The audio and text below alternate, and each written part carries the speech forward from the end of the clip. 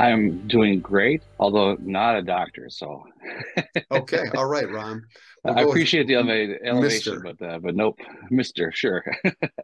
Sure. Okay. Um, so thank you for joining us today.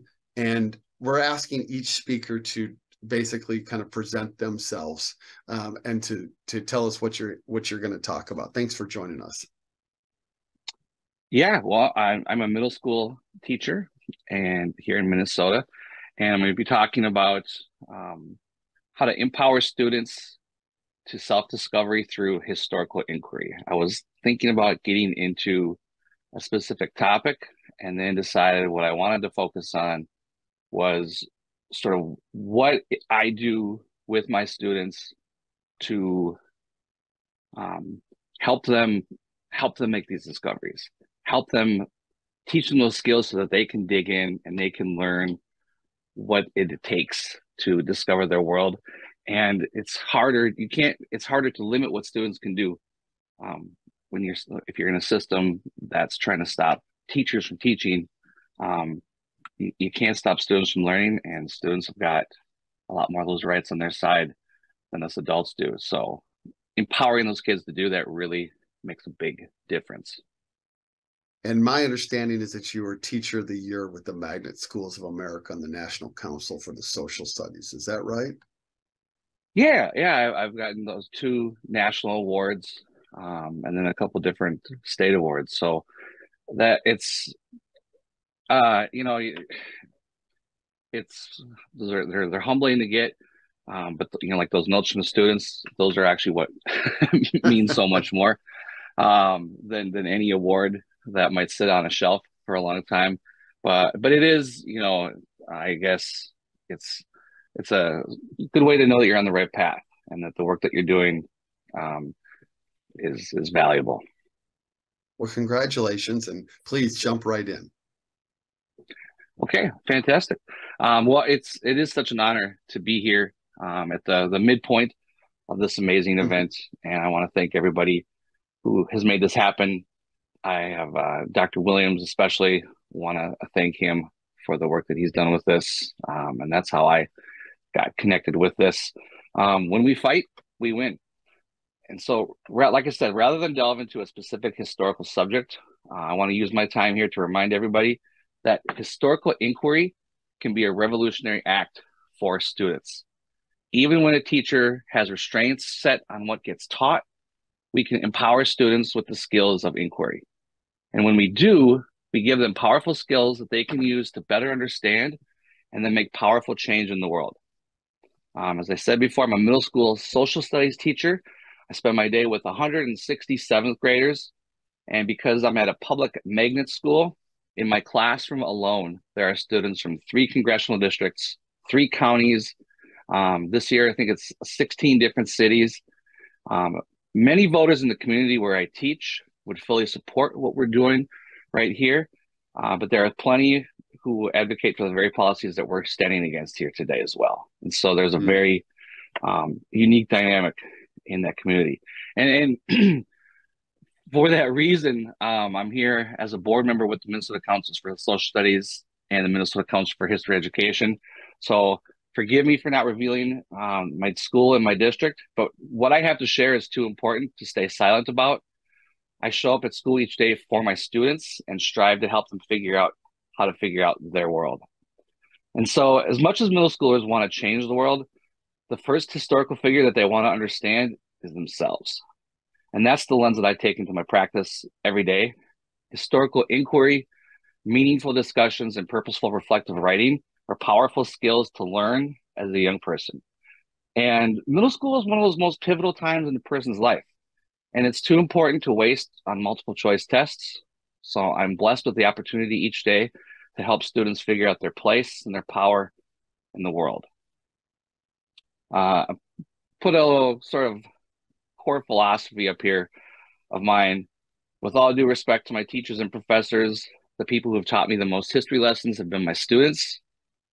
When given the freedom to deeply explore what's interesting to them and ask tough questions about the world. Breaking that down into a few of the finer pieces, that first part of the purple there, the freedom to deeply explore. With pacing guides and scripted curriculums, that little phrase can be a revolutionary concept unto itself. I am blessed not to have a scripted curriculum, but there is a constant battle to create the space and time for in-depth exploration with students. Every minute that a person can carve out whatever their constraints are, if you can do that for the students, it's well worth it. The next part of that purple there is what's interesting to them. That's essential. No teacher can know the best way to excite students to learn. Thankfully, everything that we teach has multiple entry points.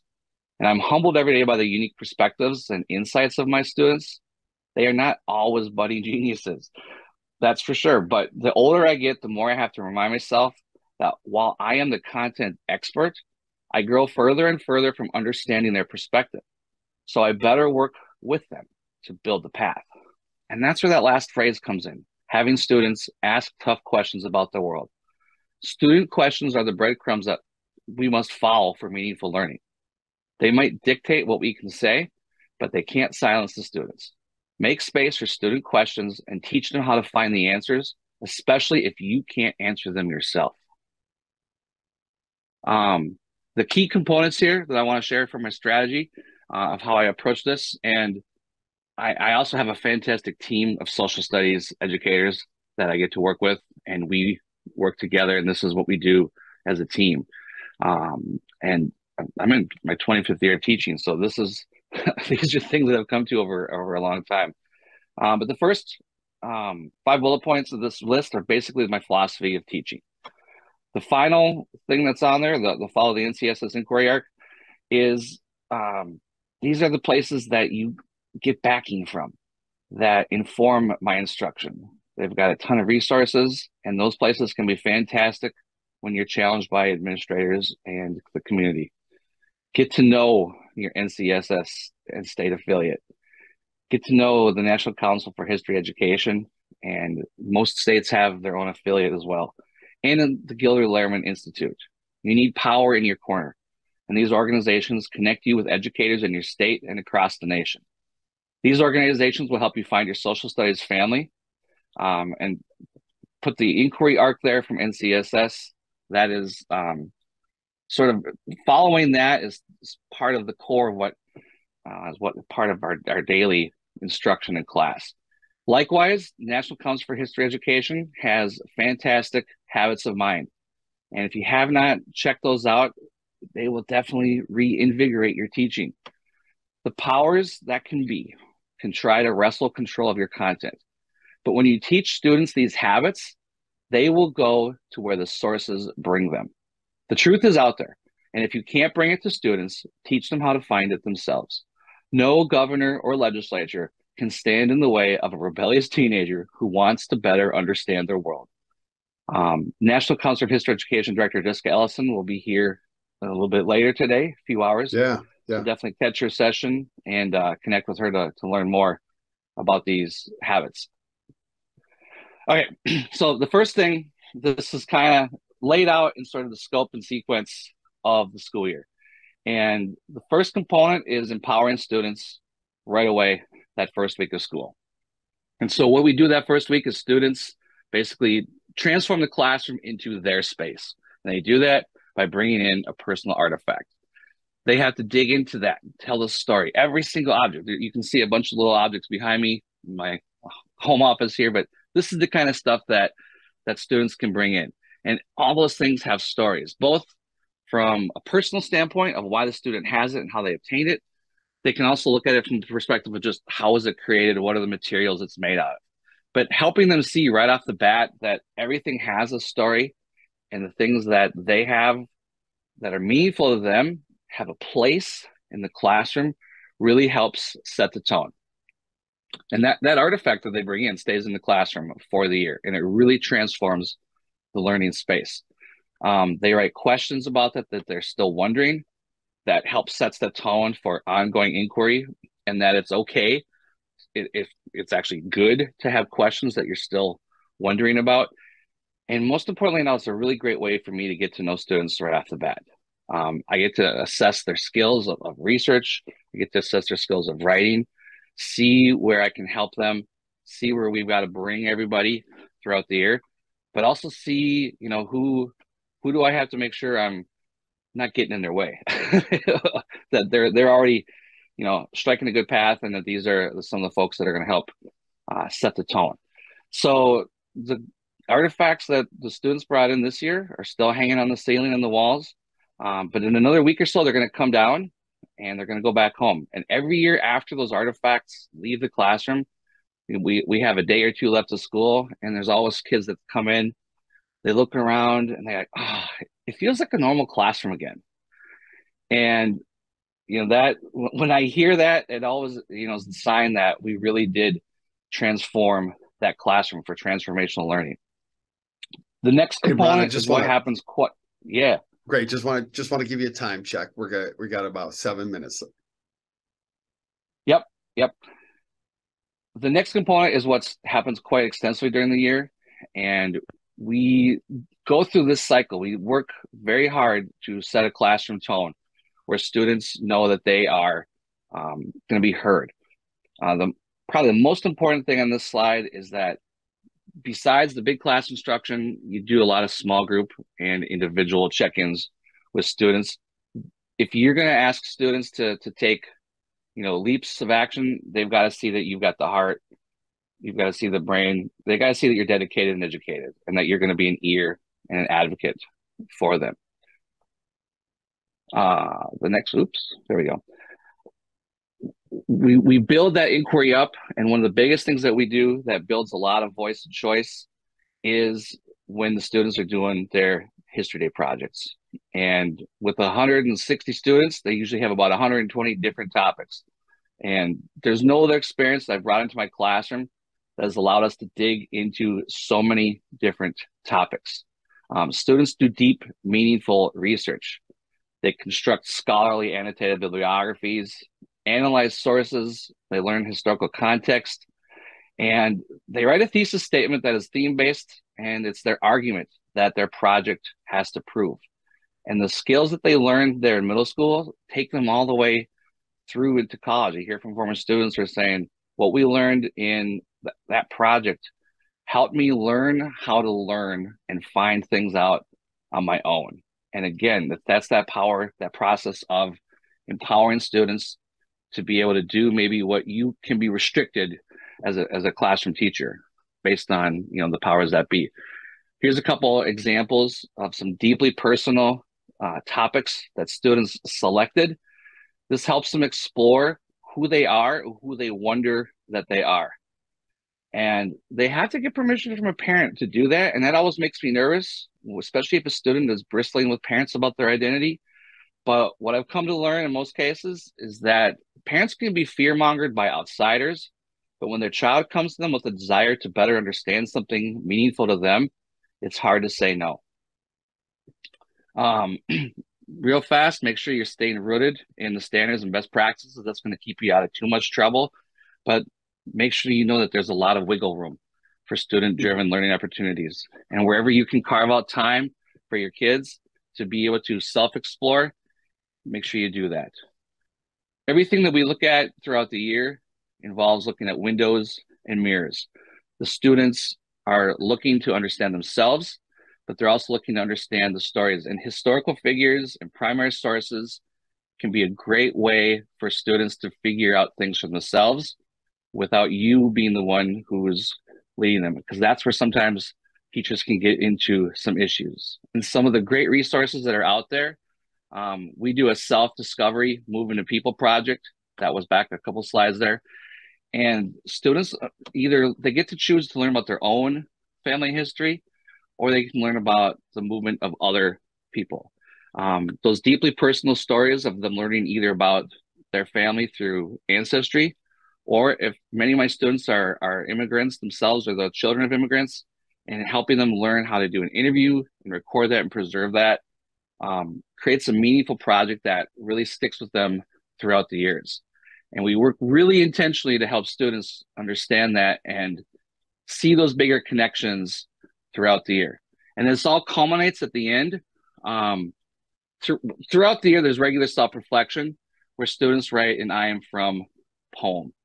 And we start that in about October, November, and then they keep adding it to it throughout the year. And it becomes this record of their understanding of their world. And as you can see there, um, when we talk about how the United States got its shape, they learn about, the land that they're on has got this deep story that doesn't just go back a couple hundred years.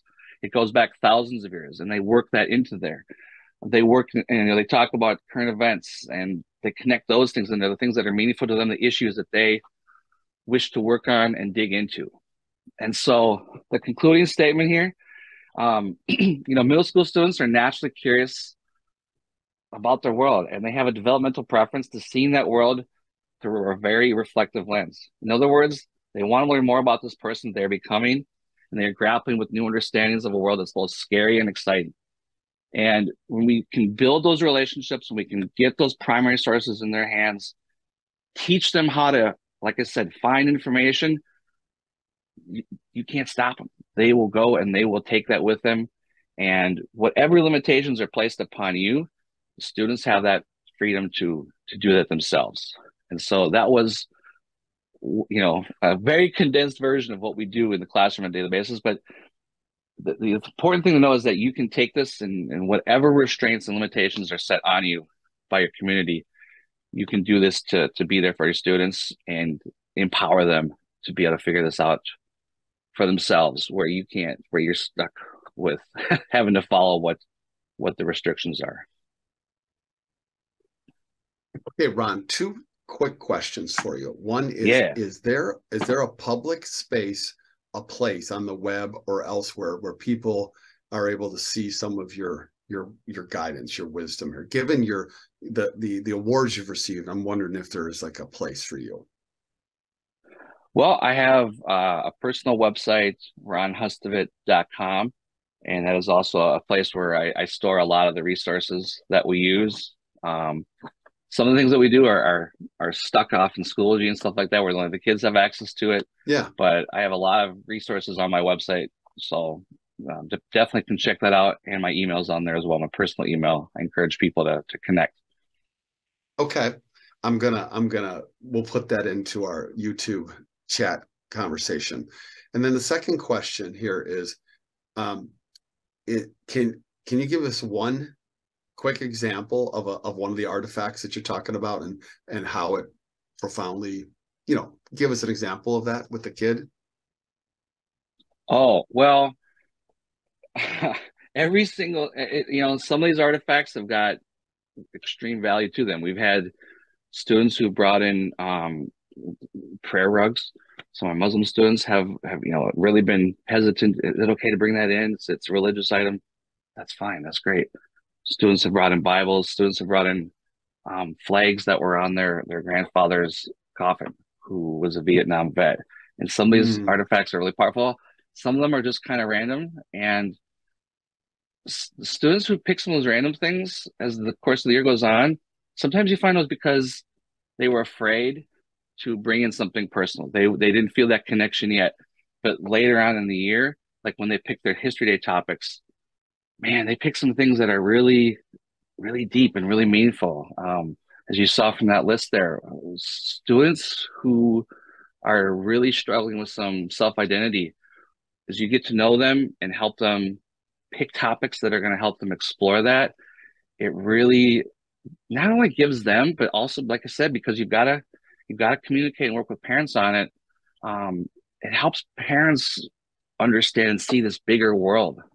Kids, not just kids, but so many of us are very limited to what we see in just what's in front of us. And when you teach kids about historical inquiry, and then give them that time to deep dive, they open that door to see a much, much broader world. And that really empowers them, not just in the time period that they're in your classroom, but it stays with them and it lasts. And then they get to they learn to see how they have more control over their learning and exploration of things that, like I said, we can't always get to in the classroom, but you can't stop them from learning on their own. So we need to equip them with those skills. I have a ninth grade son. So everything you're talking about resonates with me in terms of his learning. Like if you don't start with something that is relevant to him, forget it. Okay. Yeah. So Yep. appreciate it very, very much. We will share your website with everybody. Thank you. It's 442 wherever, and if you're in Minnesota, it's 442. So thank you so much.